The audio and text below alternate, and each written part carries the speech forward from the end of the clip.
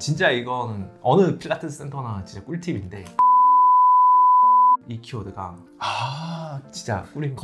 안녕하세요, 리치파카입니다. 오늘은 내 블로그가 고객을 데려왔다의 저자 강승우 작가님을 모셨습니다. 반갑습니다. 네, 반갑습니다. 네, 먼저 초면은 아니라 좀 굉장히 익숙한데 저는 이제 대표님을 전에도 뵀었잖아요. 네. 근데 이 책의 프롤로그에도 그렇고 제가 실제 아는 대표님의 스토리, 이 블로그를 잘 운영하시기 전에는 아내분이랑 좀 위기까지 있었다고 알고 있어요. 네. 그 위기를 블로그 덕에 또 이렇게 헤쳐나가신 거죠? 네, 맞습니다. 그때 이야기 좀 들을 수 있을까요? 네. 어디부터 시작을 해야 되냐면 저희 와이프가 이제 필라테스 강사였어요. 그리고 아기 놓고 내 꿈을 이루고 싶다 이런 식으로. 그래서 제가 사실 그걸 하기 전에도 여러 가지 부업들을 회사 다니면서 많이 하고 있었어요. 그러다 보니까 와이프가 다시 이제 자기가 일하고 싶다라고 얘기를 했을 때 약간 막을 방법이 없었던 거죠. 왜냐면 이미 다른 사업도 하고 있는데 왜 필라테스 센터는 안 되냐. 그래서 이제 진짜 꿈을 이루어줘야 되겠다 싶어가지고 필라테스 센터를 하게 됩니다.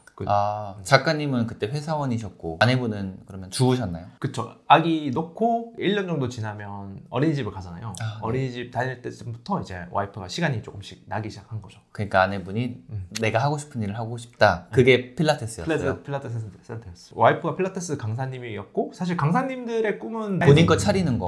그렇죠. 그건 너무 당연한 거긴 했거든요. 이제 아이가 어린이집 갈 때쯤 네. 나 이제 필라테스 샵 내 거 차리고 싶어 라고 작가님께 얘기를 했군요. 맞아요. 그걸 이제 저는 이제 다른 사업도 하고 있었으니까 방어할 수 없었고. 작가님이 다른 사업을 하고 있었어요? 회사 생활도 회사 하시고 생활도 다른 생활도 하시고 방어할 수 없었다는 게 아내분 입장에서 당신도 하는데 맞아요. 왜 내 건 못하게 하냐 이러실까봐. 완전 정확합니다. 그러니까 왜 그런 사업도 하면서 필라테스 센터는 왜 안 되냐. 그래서 당연히 서로 오케이를 해서 필라테스 샵을 차리게 됐고. 정확히 얘기하면 그 전에 사실 임장을 많이 돌았었어요. 돌다가 적당한 매물도 없고 저희 센터에 대한 확신도 없고 이렇게 머뭇머뭇거리고 있다가 그 이야기가 좀 사그라들고 또 이제 와이프 하고 싶어 하니까 또 찾아보다가 갑자기 제가 살고 있는 그 동네에 센터가 되게 저렴한 권리금으로 나온 거예요. 원래 필라테스 샵이었나요? 네, 원래 필라테스 샵이었는데 그걸 인수하셨군요. 그걸 이제 인수해서 시작했죠. 근데 왜 위기가?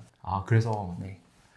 이게 많은 필라테스 원장님들은 아시는 건데 운영하는 거랑 강사 일을 하는 거랑 진짜 천지 차이거든요. 근데 그거를 알고 있음에도 불구하고 그게 얼마나 큰 갭이 있을지 둘 다 예상을 하지 못했던 거죠. 이렇게 어려울 줄은 몰랐던 거죠. 그래서 저도 이제 와이프가 강사 일 했었으니까 뭐 잘 하겠지 라는 생각이 있었고, 그리고 와이프도 내가 강사 일을 했으니까 뭐 잘 할 수 있겠지 라는 생각만 있었던 거죠. 그 실질적인 그걸 받쳐줄 수 있는 기술은 전혀 없었던 상태. 호기롭게 인수를 했는데 그렇죠. 그래서 바로 첫 달에 적자가 400만 원. 400만 원이요? 400만 원이 크다면 큰 돈이죠. 그리고 그때 당시에 제 월급 수준이었거든요. 저도 되게 스트레스 많이 받더라고요. 그럼요. 적자가 나면 한 달 동안 일한 돈이 그냥 다 필라테스 센터 직원분들 월급으로 싹 들어가네? 이 생각하니까 저도 조금 민감해지는 게 있었고, 와이프는 그 상황 자체가 미안해가지고 또 자기네대로 스트레스 받으면서 되게 민감해. 둘 다 굉장히 예민해진 상태네요. 싸우셨나요? 그래서? 그러다 보니까 사사건건이 싸우더라고요. 집안일부터 해서 그때 당시에는 저희 집안일 도와주시는 분이 없었거든요. 그래서 저희 둘이 이제 아기도 보면서 이제 해야 됐었는데 등원시키고 이런 거를 어느 정도 분담해서 했는데 그것 자체부터 이제 균열이 일어나는 거죠. 평소대로 스트레스 안 받은 상황이었으면 그냥 내가 조금 더 하고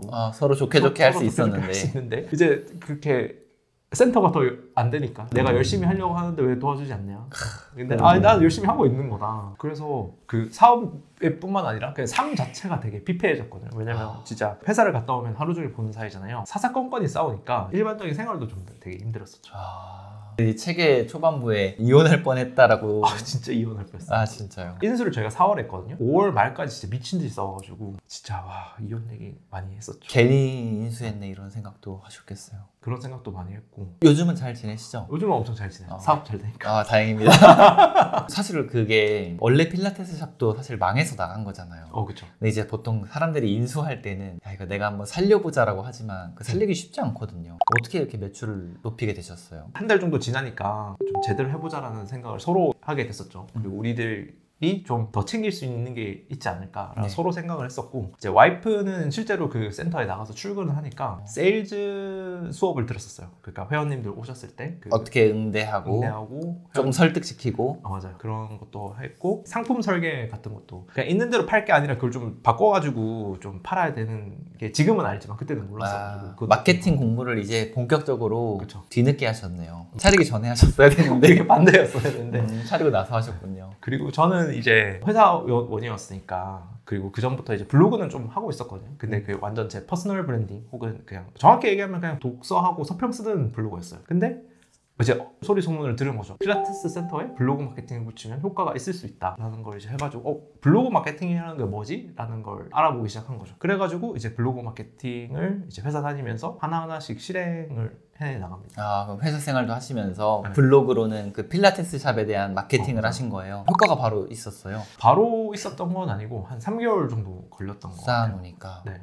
그게 저도 블로그를 했었지 블로그 마케팅을 하진 않았었잖아요. 지금은 확실하게 얘기 드릴 수 있는 게 이게 완전히 다르거든요. 그냥 나의 퍼스널 브랜딩을 위해서 블로그를 키우는 거랑 사업장을 위해서 블로그를 키우는 건 완전히 다른 얘기인데 이쪽 부분을 완전히 몰랐었던 거죠. 근데 이제 그걸 학습하는 데 시간도 걸렸고 실제로 글이 쌓여가지고 성과를 내는데도 시간이 걸렸었던 거예요. 그게 이제 3개월. 근데 그냥 블로그 운영하는 거랑 네. 블로그로 마케팅하는 거랑은 아예 다르다. 아예 다릅니다.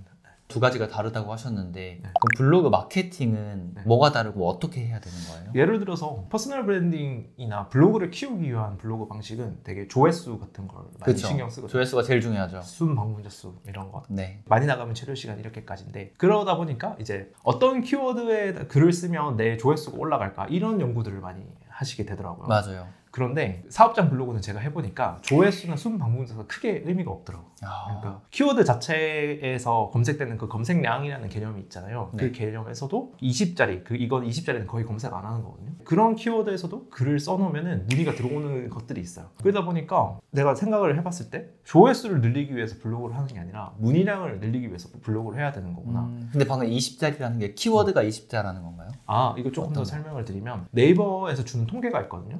그래서 네이버에서 한 달 동안 그 키워드를 검색한 숫자를 알려줍니다. 네이버 검색 광고 탭에 들어가면 볼 수 있는 데이터 중에 하나인데 거기서 봤을 때 20짜리라는 거는 한 달에 20번 검색했다고 볼 수도 있고 그 이하일 수도 있거든요. 아, 굉장히 검색이 적게 되는 키워드. 맞아요. 그런 것들에서도 이제 문의가 오는 걸 발견하기 시작한 거죠. 아, 그러면 이제 그때 얻은 깨달음이 뭐 조회수나 방문자 수 이런 것보다도 어쨌든 나한테 결국에 문의 오는 게 제일 중요하다. 이런 깨달음을 얻으셨군요. 네, 그래서 문의를 온다는 거는 이제 그렇게 생각하는 거죠. 소비자들이 이 지역에서 필라테스 센터를 찾기 위해서 어떤 검색어를 검색할까? 라는 거를 이제 역으로 계속 생각해보는 연습이 되게 필요했던 거죠. 아, 그 소비자 입장에서 키워드 잘 나오고 안 나오고 이런 거는 번외고. 네, 그건 크게 의미가 없었다. 아, 그 부분에서 이제 좀 많이 갈렸었고요. 이제 소비자들이 찾을 만한 키워드들이 사실 사업장을 운영하는 입장에서는 그게 정해져 있다고 생각하는 경우들이 많거든요. 그래서 제가 블로그 대행도 하면서 다른 사업주님들 많이 만나보면은 한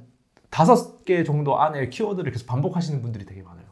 그쵸. 왜냐면 우리 사업장에 그걸로만 찾아올 거라고 생각하니까. 아, 땡땡동 필라테스. 땡땡동 필라테스가 거의 그럼 저도 그렇게 알고 있었거든요. 네. 그게 아니라 문의가 오게 하는 뭐 키워드 네. 이런 것들을 그 고객의 입장에서 생각해 봐야 된다라고 했잖아요. 그 예시 한 번만 들어주실 수 있어요? 진짜 이거는 어느 필라테스 센터나 진짜 꿀팁인데 땡땡동 임산부 필라테스 이 키워드가 진짜 꿀입니다. 검색량은 적지만 그 키워드에 내가 상위 노출되면 네.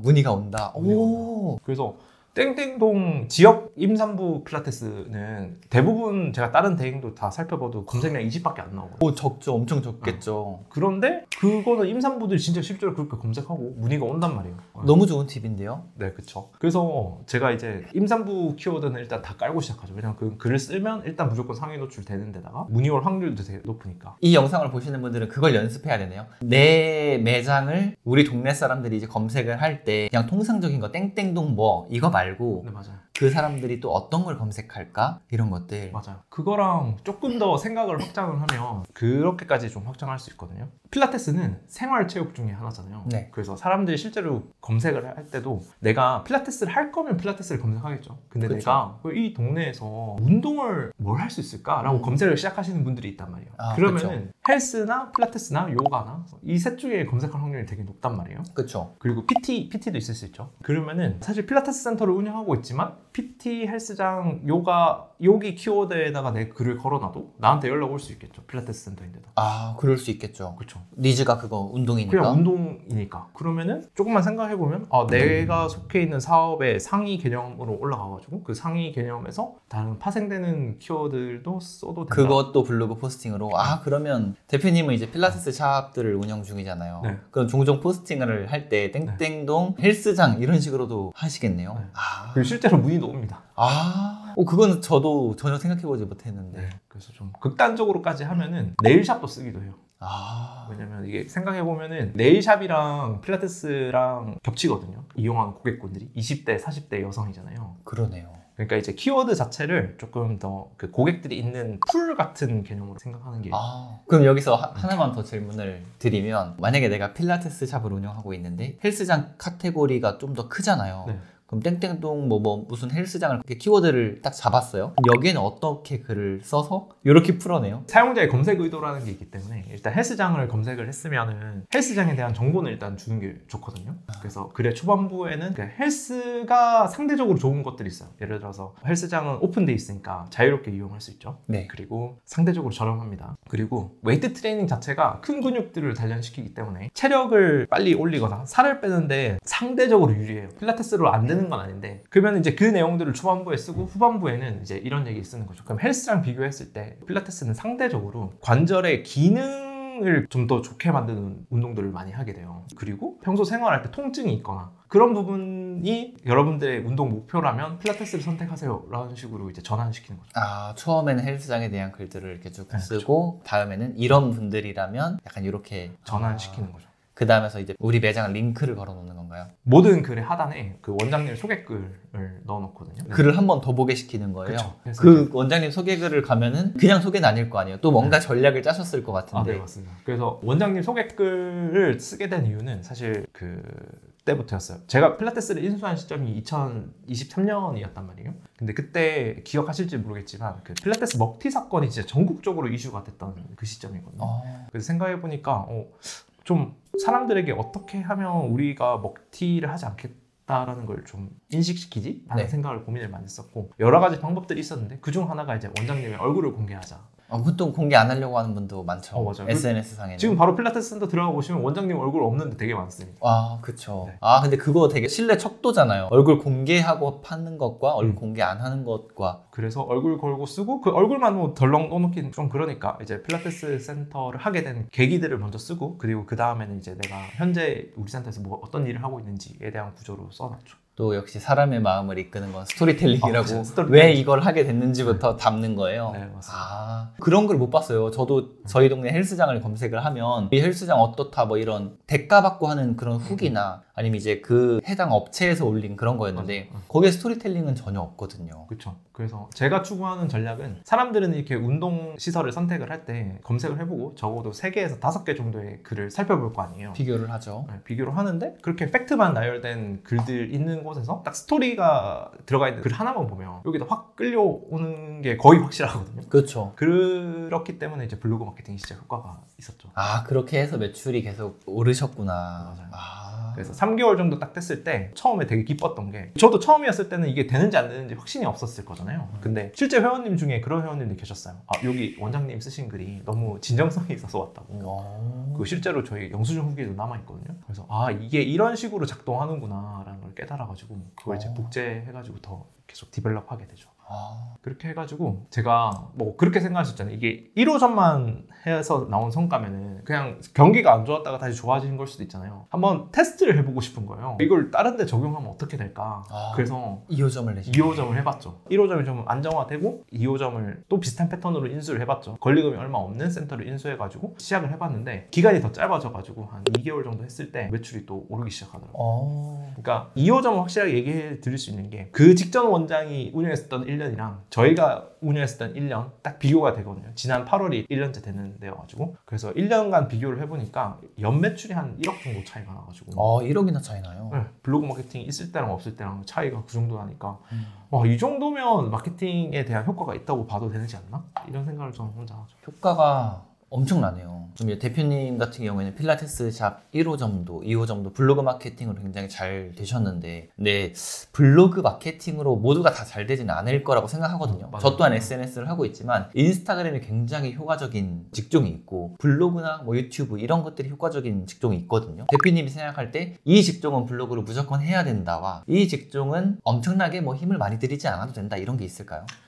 일단 세상에 되게 많은 사업들이 있기 때문에 제가 몇 가지 기준들을 기준을 좀 얘기해드리면 좋을 것 같아요. 그래서 3가지 기준 정도 저는 생각하는데, 첫 번째는 일단 고객 한 명이 쓸 수 있는 객단가. 이게 제 생각에는 이것도 어림잡아 만드는 기준인데 20만 원 이상은 좀 넘어가야 될 것 같아요. 고객이 지불할 수 있는 비용 자체가 20만 원 정도는 넘어가야 블로그가 유리하다. 그 사업장을 이용하는 실제 고객을 얘기하는 거고요. 그러면은 필라테스 센터 같은 경우는 이제 한번 결제를 하면 객단가가 보통 60만 원, 제일 싸면 뭐 한 40만 원 결제하시고 비싸게 하면 150만 원 이 정도 결제하신단 말이에요. 그러면 이제 그 사이에는 60만 원 정도 되니까 이게 좀 먹히는 것 같고, 전문직들도 그렇죠. 전문직도 한번 결제를 하면 몇백만 원씩. 그렇죠. 전문직은 블로그를 이용하지 않는 그쵸. 전문직이 없죠. 그래서 내 사업이 좀 고객이 한번 결제하는 금액이 좀 높아가지고 이것저것 알아봐야 되는 사업이어야 된다. 아, 비교를 해볼 때 보통 블로그로부터 그쵸. 들어가니까. 네. 두 번째는 그게 있어요. 좀 지역 기반일 때 블로그로 효과가 좋아요. 이게 왜 그러냐면 전국구로 좀 경쟁하는 키워드들이 해서 가능은 한데 효율이 되게 떨어지거든요. 그러니까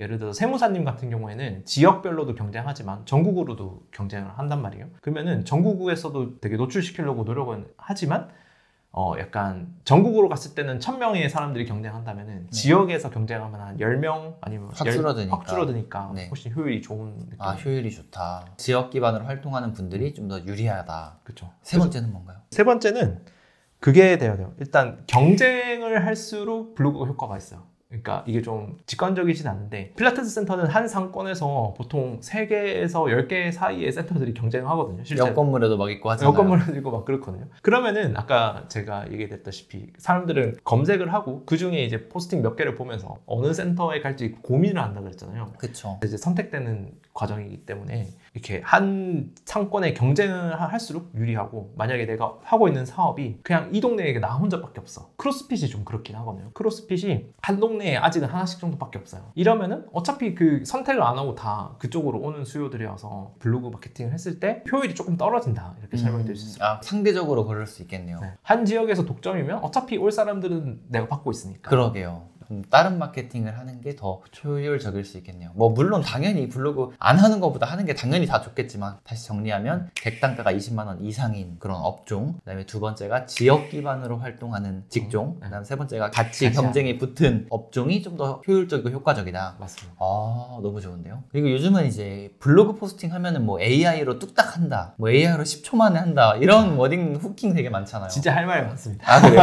실제로는 어떤가요? 실제로는 일단 저는 지금 이제 블로그 마케팅이나 글쓰기 자체가 처음이신 분들이 이걸 보고 있으면 AI 쓰는 거는 추천하지 않습니다. 일단 글쓰기의 기회를 좀 뺏어간다고 생각하거든요. 의존하게 되잖아요. 의존하게 되고. 그래서 어떤 개념이냐면, 글 쓰는 행위를 통해서 우리는 생각을 구체화시키고 조금 내 자신이 더 나은 사람으로 변해갈 수 있는 그런 경험들을 하게 되잖아요. 네. 일반적인 글쓰기의 효과이기도 한데 블로그 마케팅도 되게 똑같거든요. 그래서 내가 내 사업장에 대해서 계속 글을 쓰게 되면은 내 사업장이 실제로 고객들에게 어떤 의미인지에 대해서 되게 고민하게 만들어주거든요. 그래서 내 사업을 개선시킬 수 있는 기회도 되기도 하는데, 마케팅을 하면서 본질적인 것까지 떠올리게 그쵸. 되는. 고객들을 관점에서 계속 쓰다 보면은 그렇게 그러게요. 느낄 수 있거든요. 근데 처음부터 AI를 쓰면 그게 어렵겠네요. 그렇죠. 그런 생각을 자체를 하지 않게 되고 이야기했듯이 의존하게 되죠. 저도 근데 이거는 되게 공감하는 게, 처음부터 AI를 막 활용하는 게 좋다고 보진 않는 게, 뭐 물론 빠를 수는 있어요. 뭐 빨리 만들고 할 수는 있지만, 결국에 저도 인스타그램 콘텐츠를 메인으로 만들고 유튜브도 하고 있잖아요. 결국엔 모두가 다 글로부터 시작하거든요. 대본을 쓰더라도 AI를 처음부터 활용해보면 이거를 내가 논리적으로 좀 생각하는 시간 자체를 확보할 수가 없고, 그리고 말씀하신 대로 내가 결국에는 내가 만드는 콘텐츠든 내가 하는 사업이든 여기에 대해서 조금 더 고민도 해보고, 내가 지금 잘하고 있는 건가 되돌아보고 막 이렇게 해야 되는데, GPT한테 다 맡겨버리면 그 시간이 계속 줄어드는 거죠. 그리고 AI 없으면 아무것도 못하게 되고. 그리고 또 특히나 블로그 마케팅 같은 경우에는 이미 그 딸깍으로 다 만들 수 있다고 하는 게 많이 퍼져 있어가지고 다 AI처럼 쓰거든요. 그렇죠. 그러니까 차별화도 되게 만들기 힘들고. 그럼에도 불구하고 AI를 써야겠다면은 저는 이렇게 생각해요. 적어도 내가 AI보다는 글을 잘 쓸 때 써야 된다. 완전 공감해요. 인스타 대본도 똑같아요. 내가 더 잘할 수 있을 때 활용하는 거지. 그쵸. 내가 아직 그게 안 됐는데 얘를 쓴다고 그게 잘 되진 않거든요. 맞아요.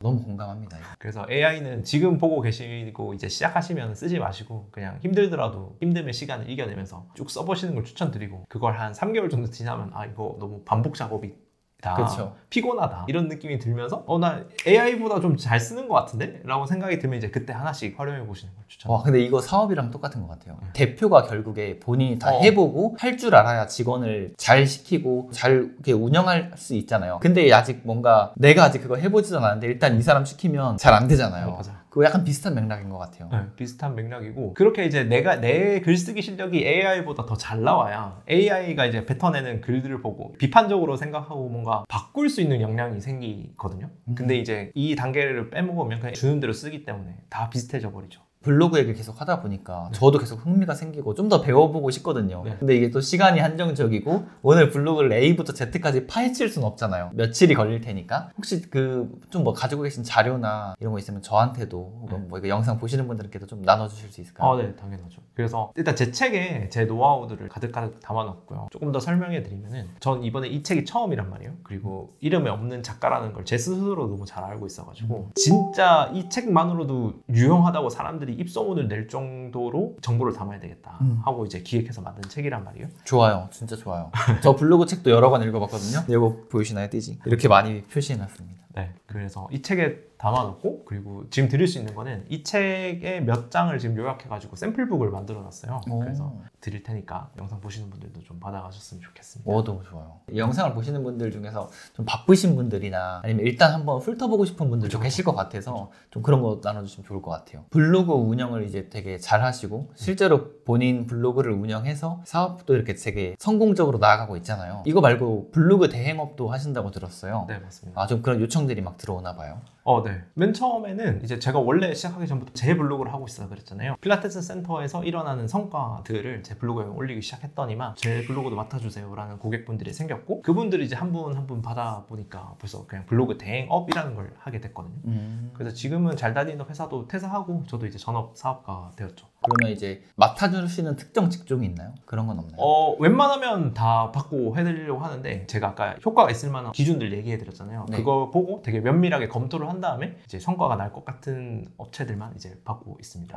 상담하는 거는 얼마든지 상담 가능하고요. 근데 이제 봤을 때 효과가 안 나오는 거를 제가 굳이 비용 받아가면서 할 이유는 없잖아요. 그래서 너무 좋은 마인드시네요. 네. 뭐 혹여나 이 영상을 보시는 분들 중에서도 뭐 직접 운영을 해보고 싶은데 좀 시간적으로 여유가 없거나 아니면 그런 나는 차라리 이제 비용을 써서 좀 홍보를 해보고 싶다 하는 분들은 작가님께 대행을 맡기셔도 좋을 것 같고 혹여나 인스타그램 대행이 필요하시다면 저에게 연락을 주시기 바랍니다. 좀 더 덧붙여도 되나요? 네. 블로그 대행이라고 치면은 저의 진짜 첫 번째 고객님은 사실 저희 와이프란 말이에요. 그렇죠. 필라테스. 저는 이제 필라테스랑 아무 상관없는 사람이었고 이제 와이프를 대상으로 이제 이걸 한 거니까 그래서 맡겨주시는 분들 한 분 한 분 진짜 제가 와이프는 못 되지만 가족이 됐다는 그런 느낌으로 진짜 최선을 다해서 대행해드리고 있습니다. 재계약률도 되게 좋으시잖아요. 네. 그렇죠. 아까 저희가 인터뷰하기 전에 얘기 나왔는데 특히나 필라테스는 블로그를 이렇게 붙였을 때 효과가 굉장히 좋다라고 하셨어요. 네, 효과가 좋아요. 실제로도 저희 센터도 덕분에 요즘 필라테스 센터 운영하시는 분은 아실 텐데 되게 안 좋다고 얘기하시는 분들 되게 많아요. 근데 저희는 그 블로그 마케팅 이외에는 뭐 별거는 안 하거든요. 근데도 꾸준히 좋은 성적 만들어내고 하고 있습니다. 그럼 오늘의 얘기를 좀 마무리해보면 아까 저희가 블로그를 꼭 해야 하는 직종에 대해서 좀 짚어드렸어요. 근데 네. 본인이 거기에 해당되신다면 블로그 공부를 좀 추가로 해보시고 오늘 무료 자료도 나눠드릴 테니까 그거 가지고 같이 공부도 좀 해보시면 좋을 것 같습니다. 끝으로 내 블로그가 고객을 데려왔다. 이 책은 어떤 책인가요? 일단 아까도 얘기 드렸다시피 제가 가지고 있는 가장 소중한 기술들을 담아놨거든요. 그랬던 이유가 솔직히 제가 돈 벌고 싶어서 그런 거긴 합니다. 근데 저에게 있어 돈을 번다는 거의 의미는 세상에 되게 좋은 가치들, 그러니까 여러분들께 좋은 가치들을 줬을 때 그에 대한 대가로 받는 거라고 생각하거든요. 그래서 제 속마음에는 다른 사람들을 위해 조금 더 좋은 일을 해줄수록 내가 돈을 버는구나 이런 아주 이기적인 마음으로 쓴 거지만 결국에는 세상을 이롭게 하는 이타적인 마음이 들어가 있지 않나. 선하시네요. 선하다는 말은 별로 좋아하지 않는데 그래요? 악하시네요. 이기적이라는 말이 좀 맞습니다. 그래요? 이게 좀 말로 표현하기 어려운데 뭐 인간은 누구나 이기적이죠. 제가 이 책 솔직히 리뷰해드려도 될까요? 네. 사실 뭐 오늘의 이 콘텐츠를 출판사로부터 광고를 받거나 뭐 제가 비용을 받은 건 아니에요. 따로 비용을 받고 광고하는 그런 도서는 아니고 제가 이 책을 읽고 느낀 게 뭐냐면 찐 리뷰를 해드리면 솔직히 지금까지 읽었던 블로그 책들과는 좀 달랐어요. 왜냐면 지금까지 제가 읽었던 블로그 책들 혹은 SNS 책들은 좀 그런 스킬적인 거 있잖아요. 있잖아요. 맞아요. 네. 뭐 검색을 어떻게 해야 되고 뭘 찾아야 되고 그런 것들에 대해서 굉장히 디테일하게 담겨 있었거든요. 맞아요. 근데 한편으로는 그런 책들이 아쉬웠던 점이 실제로 이게 마케팅적으로 효과가 있을까? 찐 내 사업을 운영해 보셔서 더 잘 아실 것 같아요. 그러니까 내 매장에 결국 매출로 연관이 돼야 되니까. 근데 그런 부분들이 굉장히 잘 담겨 있어요. 그래서 스킬적인 것도 당연히 가미가 돼 있지만 저는 여기에 저도 마케팅 공부를 열심히 하고 마케팅 책을 정말 많이 읽어봤을 거 아니에요. 정말 실질적으로 도움되는 뭔가 그런 스토리텔링적인 거나 혹은 내 업장으로 전환을 하기 위해서 필요한 그런 요소들 이런 것들이 담겨 있어서 솔직 리뷰, 찐 리뷰하면은 정말 실질적인 책이다. 제가 읽어봤던 블로그 책들 중에서는 1등입니다. 조금 더 저도 얘기해드리면은 저도 블로그 공부를 한 다음에 이제 블로그 마케팅을 한 거잖아요. 네. 그러다 보니까 저도 책을 많이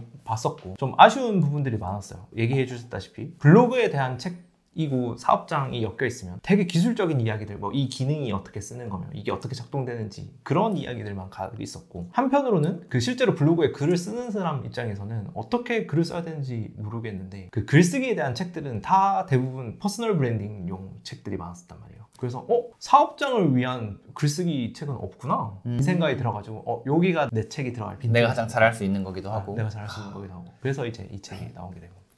너무 좋습니다. 오늘은 강승우 작가님 모시고 내 블로그가 고객을 데려왔다. 책에 대한 얘기도 해보고 실질적인 블로그 토크도 좀 나눠봤습니다. 그래서 이 영상이 꼭 도움이 되셨으면 좋겠고, 앞으로도 부자가 되는 방법에 대한 인사이트, 자기 개발에 대한 인사이트를 듣고 싶으시면 리치파카 채널을 구독해 주시기 바랍니다. 그러면 다음에 더 좋은 영상으로 찾아뵙겠습니다. 오늘 나와주셔서 감사합니다. 감사합니다. 끊고 뭐 하나만 여쭤볼게요. 이건 진짜 궁금해서 그러는 건데, 처음에 이제 여기 책에도 그렇고 막 이혼 위기까지 갔다 했잖아요. 네. 진짜 심각했어요? 진짜 심각했어요. 아 그래요? 대박이었어. 녹음 파일도 가지고 있어요. 아 그래요? 아내분은 그런 얘기까지 나왔어요? 이혼해! 진짜요? 아 진짜요? 어. 아 저는 여기 책에 막 이제 사업이 잘 안 되면서 이혼 위기까지 왔었다, 이게 그냥 좀 상황이 안 좋았다로 생각을 했었는데 진짜 위기셨군요. 진짜 그 블로그한테 절하셔야겠네요. 잘해야 돼. 그러니까 절하셔야겠어요. 블로그한테. 진짜 고맙다고. 블로그 덕분에 살아남으셨고. 그게 몇 달 정도 가신 거죠? 한 달. 한 달 정도. 근데 이게 참 돈이라는 게, 그러니까 사업이라는 게 결국에 이제 돈을 벌려고 하는 거잖아요, 솔직하게 말하면. 근데 이제 돈이 이 부부 간의 관계나 뭔가 이 가족 간의 관계에 나름대로 지대한 영향을 미치는 것 같긴 해요. 그리고 그때는 또 이제 이런 경험 자체가 없었다 보니까 그 서로가 가진 돈 그릇이 그렇게 크지 않았던 거죠. 이제 이 뒤로는 훨씬 더 잘 지내는 게 이제 저희도 경험해봤고 이제 조금 더 능숙한 사업가들이 돼 가는 과정이었으니까. 근데 이런 스토리텔링 영상에 나와도 돼요. 예를 들어서 진짜 이혼할 뻔했다 이런. 해도 돼요. 괜찮아요. 이미 저도 많이 팔고 있는 스토리텔링이에요. 알겠습니다. 고생하셨습니다. 네.